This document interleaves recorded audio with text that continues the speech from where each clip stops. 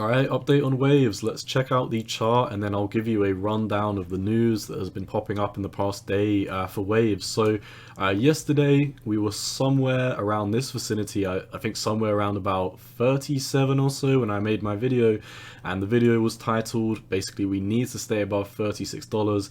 In my opinion, there was a lot of confluence around $36. We've got a zero point 0.5 Fibonacci here, and if we zoom back out you can see this green line here is the candle body close for the all-time high. So in my opinion, just looking at the chart right now, it really does not look good whatsoever, and we basically highlighted when we came up to the all-time high. In my opinion, I did not think it was healthy for us to have a massive explosion above the all-time high, come up to the 1.618 fib target like just like nothing in a couple of days, shoot up to it, and then obviously we completely fell through the all-time high. So really not a good sign. I gave it the benefit of the doubt and said you have a candle body close on the previous all-time high, and I said as long as we have a daily close above 36, then this could still hold up.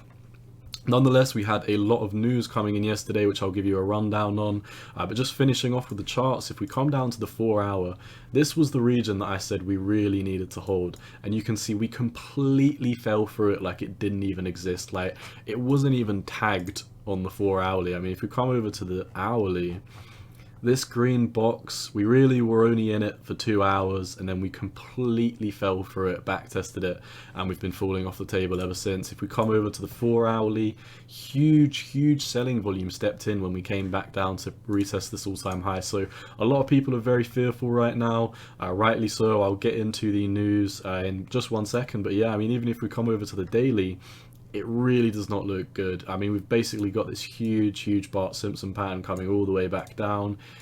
I mean, waves just does not look good to me right now. I told you in all my videos for waves, I'm sitting on the sidelines.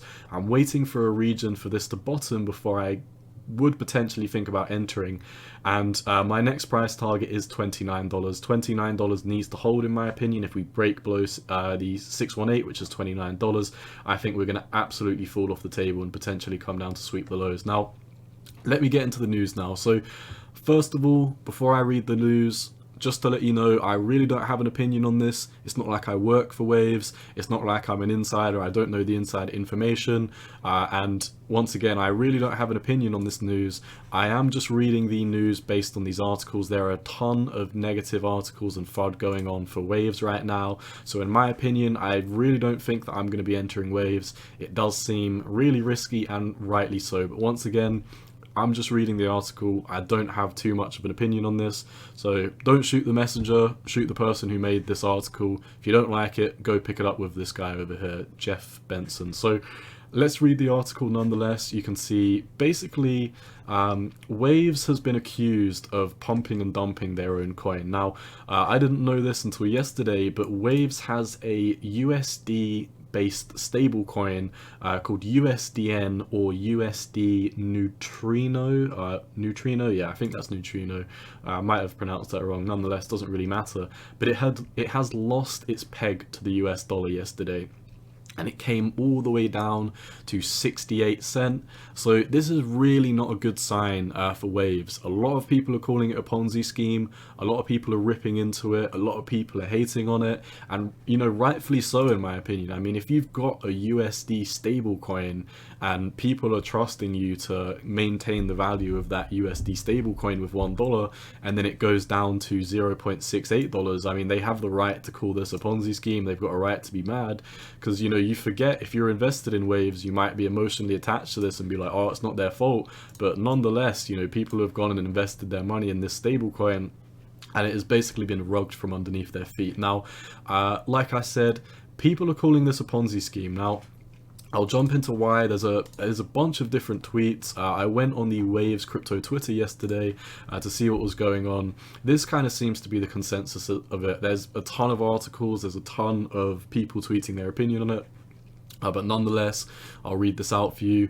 Waves is the biggest Ponzi in crypto. It has recklessly engineered price spikes by borrowing its USDC at 35% to buy its own token. Now, if this is true, this could explain the massive pump and then the massive dump. Like I said, I am not an inside trader. I don't work for Waves. I'm not investigating Waves. So, you know, think about this as what you will. Once again, don't shoot the messenger. I'm literally just reading what everyone else is going on crypto Twitter. But yeah, they've basically been accused of using their USDC or USDN reserves, whichever one it is, to pump waves and increase their market cap. And that has what has basically caused USDN to have an absolute crash. So in my opinion, this is really not a good look for waves. Whether you don't believe this article or not, I mean, there is a ton of articles, and it is completely factual that USDN has lost its peg, which is really not a good sign for waves at all, in my opinion. So even if we do come down to the 29 and have a big bounce, I'm personally not looking to enter waves. If enough of you care about what's going on with waves, I will continue to update you on the charting analysis. But like I said, for me, this is really not the one. I don't think it's a good look for, you know, everyone to be throwing Ponzi scheme at this. And obviously, if it has lost, which it has, if it has lost its USD stablecoin value, then really not a good sign for this. It is really not a good look, and like I said, the chart doesn't look good by itself. We've broken this macro uptrend. Your last line in the sand is this $29. If we do close daily below $29, I think we would be coming down to potentially sweep the lows.